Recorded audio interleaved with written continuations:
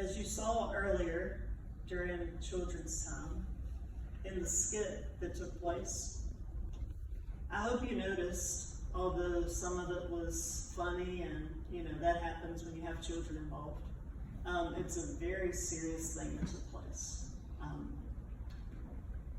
I don't want us to underestimate how serious the question was that was asked by the person of the law, as well as the way that Jesus responded. So while preparing for this sermon, I decided I needed to change something right away. The name, the parable of the Good Samaritan, is something that I've heard my entire life.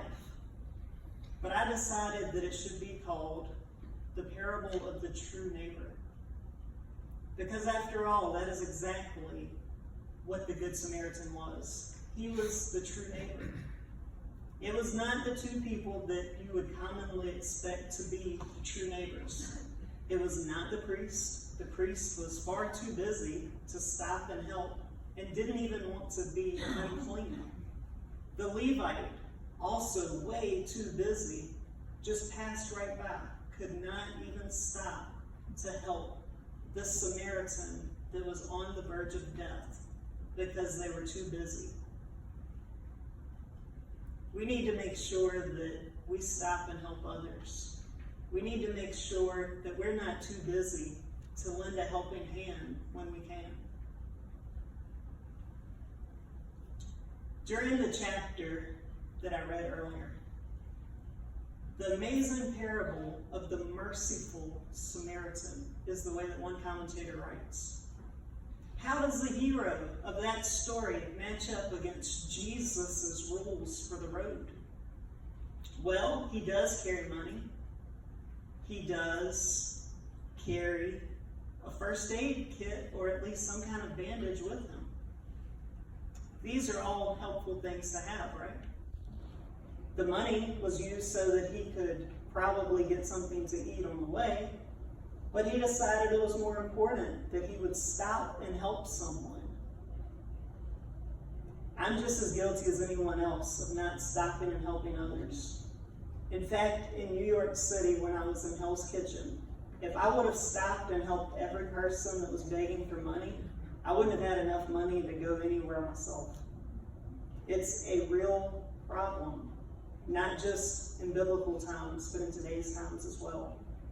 But we are called as Christians to be true neighbors. We are called to help others. We are called to reach down and help those when we are fortunate enough to be higher up than they are. And not by social status, but simply by the fact that we're walking and they're laying on the ground. In his book, Jesus is Truth, one of my professors, Dr. Kim, he writes, in order to understand Jesus' story better, we need to assess the earlier forms of Jesus' parables.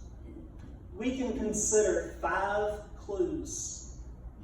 First, Jesus uses metaphors or simile to give his story to his audience.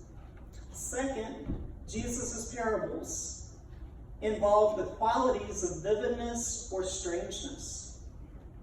And third, most of Jesus' parables are open-ended and call for a hearer's response. Jesus does not simply give the answer. There's also a 4th one, and there seems to be a narrative plot structure that Jesus uses in parables. And last, but definitely not least, we must place Jesus' parables in the context that they took place. Now, context is very important. The context, when it comes to reading the Bible, is a lot different than the context that we experience now. It does not say that someone was passing by in a car and saw someone else broke down on the side of the road, but it very well could have. In today's times, that's exactly what we would think about. How there are travelers that continue to go by and someone is broken down and needs a little bit of help, and how many pass by. Now, I know nothing about cars, nothing. except that they run and then sometimes they don't run. That's all I know about cars. But I can tell you that if I were to stop and help someone, there would be two people in need of help at that moment, not just one. But this is a context thing. So in the Bible, we read that there was a priest and a Levite. We could very well change that to a governor and a mayor. We could change it to a bishop and a priest. We could change it to a pastor, a youth pastor, a deacon, a church elder. You name it, we could change it to fit our context.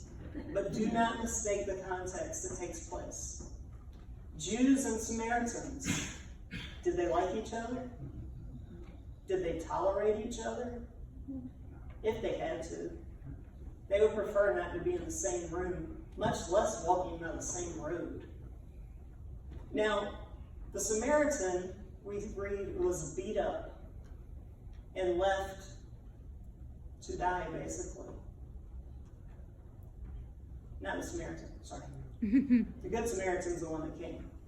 It was not a Samaritan, sorry about that. But we read that the gentleman was just completely laying down in the road, just left to die. One of my professors told me one day, he said, I want you to think about the context of the geography of where they were.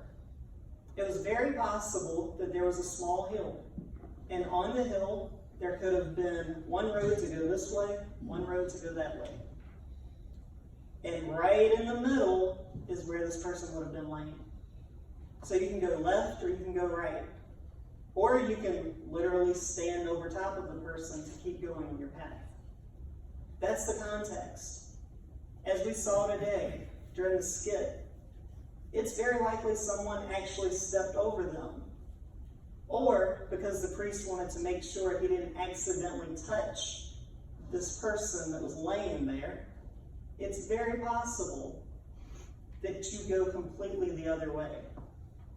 How many times have we seen someone, maybe around Christmas time, that's ringing a bell, and you see them ringing the bell asking for money, maybe the Salvation Army. And you may go in a different entrance of the store if you don't have money that day, or if you just feel that you can't help them. Same thing. That's our context versus the context that's in the scripture.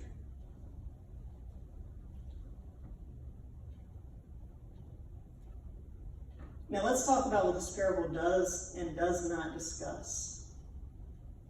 This parable gives the twist, and this challenges the norm of what the audience would expect. This is always what happens when Jesus speaks in parables. There's always a twist. He did not speak in parables to affirm his audience, but instead he wanted to challenge them. By assigning no motives for the priestly and Levitical bypassing, the parable does not address the sources of the apathy of religious people toward the plight of hundreds of thousands of people that are teetering like this man on the edge of life and death. How many thousands die daily for lack of food, medicine, and shelter that would cost us less than what we spend on fast food during the week just to help them? Or our cable bill. Don't get me started on that. Or video streaming services. Amazon, Hulu, Netflix, you name it. And I'm just as guilty as anyone else. So I never point a finger, because I was told a long time ago by a pastor of mine, if I point a finger, there are even more that are pointing back at me.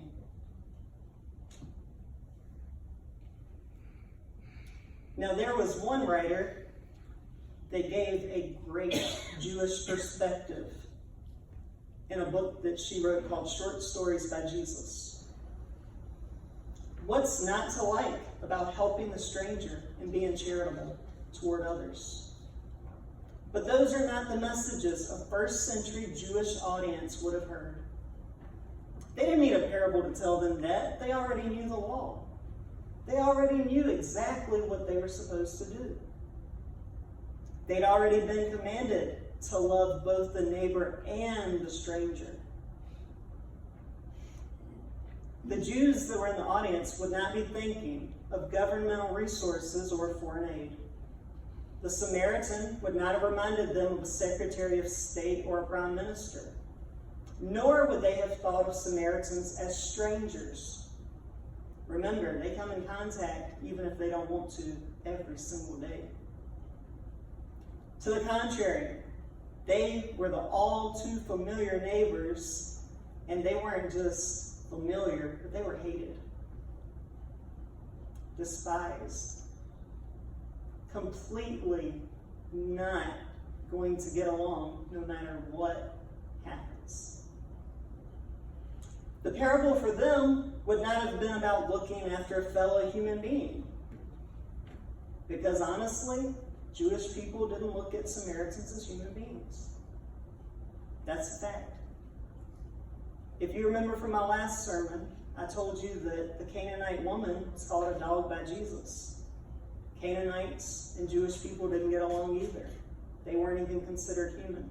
The same thing with Samaritans and Jewish people. Now the question is not answered, what is my neighbor? Because what is not a person. Who is my neighbor will mean that you're identifying as a person. Who, not what.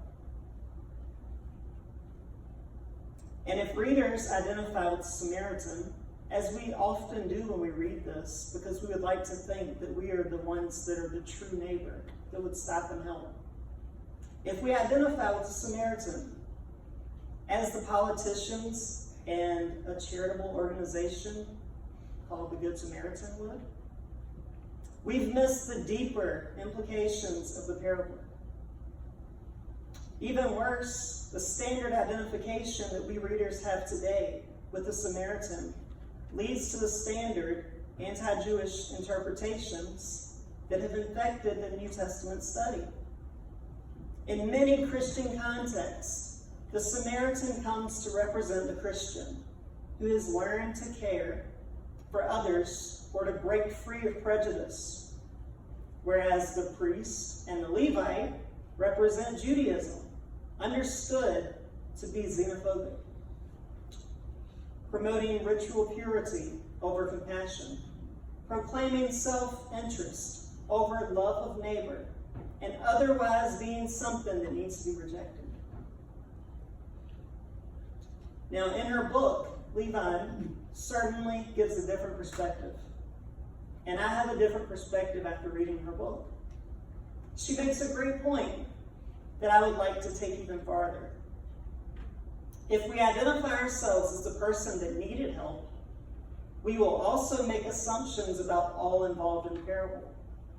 And that may be what we did earlier when I made the comment how we sometimes just walk right by if someone needs help. If we put ourselves in their shoes, we expect someone to stop and help. But far too often, we don't stop and help ourselves. If we identify ourselves as the victim in this parable, it means that the Samaritan is the hero, and the villains are the priest and the Levite. The priest could have very well been busy. We don't know. We don't have any more context than what I've already shared. The Levite could have been busy as well. But that's not the point. That's not the point of this whole parable. The parable is not about the Levite who didn't stop. It's not about the priest who didn't stop. It's about the Good Samaritan who did stop and help and give everything that they had to help someone else, including offering to pay even more to the innkeeper if what was needed was more for this human being to be fully restored. Not partially restored, fully restored.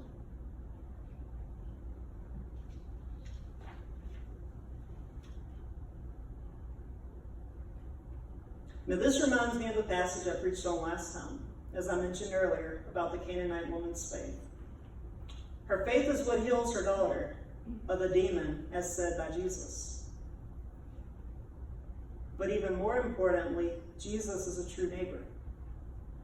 Because he healed an enemy's daughter, which he assumed full responsibility for and took care of the full process of recovery for her.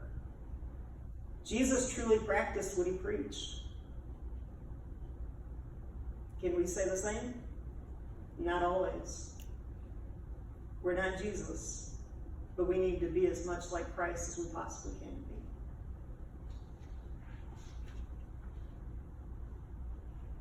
Now, part of the twist of the ensuing parable is that it is a Samaritan who demonstrates the correct interpretation of the law and is found justified by doing so.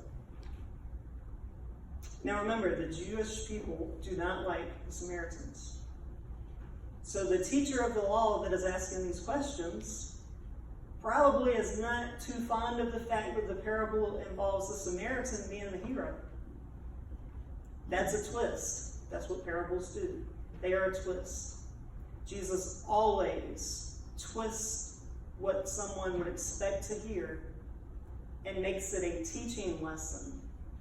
Because if not, he would just give you the answer. And if he just gave you the answer, is it really a lesson? Is it something you have to think about? Or is it just something that you're given? So, at the end of the parable, Jesus says, go and do likewise. Is Jesus giving the answer to the parable? Or is it still something you have to think about? What does it mean to go and do likewise? Does it mean that we stop and help others every time we see them? Does it mean that we simply offer to help a friend that needs someone to talk to?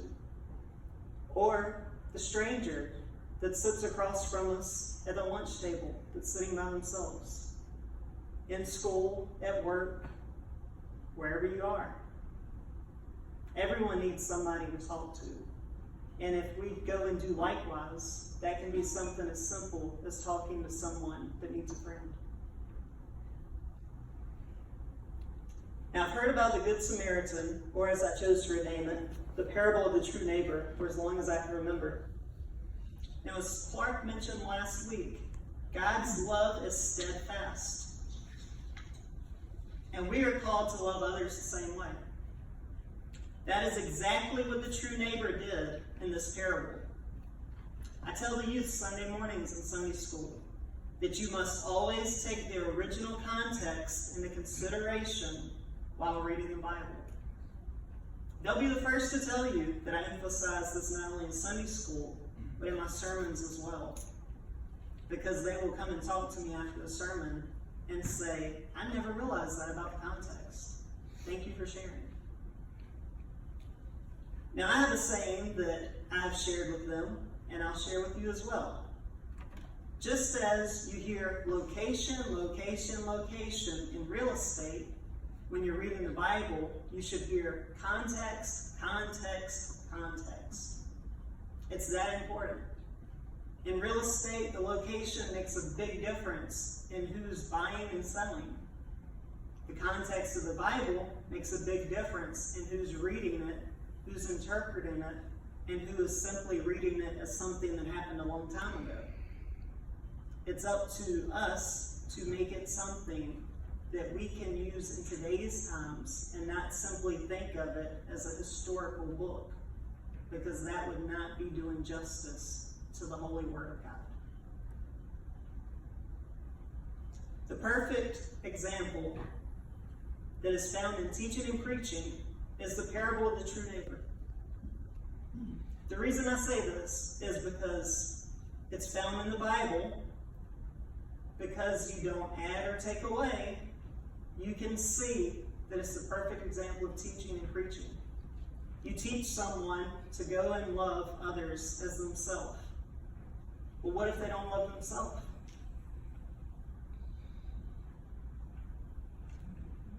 Ever thought about that? They need that friend to talk to them so that they know that they have self-worth. And that's where we come in as Christ followers. There are a lot of people in this world that are simply lonely, but if you ask them, they will say they're alone. You can be in the room with a lot of people and still be lonely, but friends are there when you need them. And doing that is being a true neighbor. I have a real life example of a Good Samaritan story or a true neighbor that I want to share with you. And my friend said I could use it as long as I didn't mention her name in it. She went to Whole Foods when she was in Utah. And she's from Richmond. So this is quite the distance for her to be away from family and friends and know no one there. So she goes to Whole Foods for some groceries. And her Airbnb for the 2 weeks she's there is an apartment that she has to walk down some stairs, through a parking garage, into a secured building, then take the elevator or the stairs up a few floors, and walk to the end of a long hallway. She had 2 bags of groceries, a small pack of bottled water, a computer bag, and a Chick-fil-A meal. As soon as she had everything out of the car, the handles on her paper grocery bag just exploded. We've all been there. She managed to get in the parking lot garage, juggling everything at one time. But then the handles of the water bottles broke. No less than 4 people passed her by, watching her struggle. She managed to get everything into her computer bag that would fit, and then used her foot to slide the water bottle pack across the floor to the elevator. She then gets in the elevator, and you won't believe what happened. The elevator begins to think that it's in the middle of an earthquake and wants her to get out. So she got out.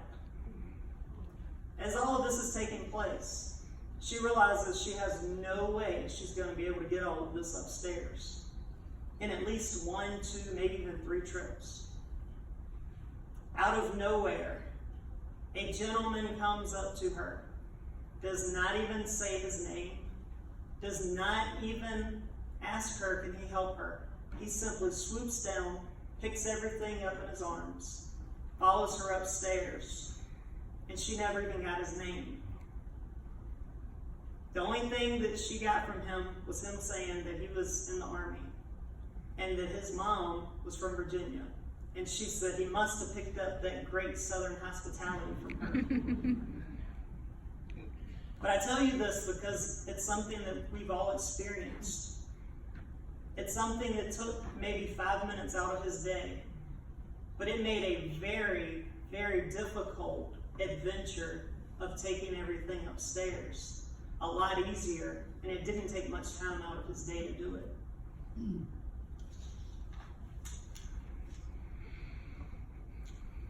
In conclusion, I'd like to leave you with one question. What simple task can we do in order to be the true neighbor to everyone that Jesus teaches us to be in this parable?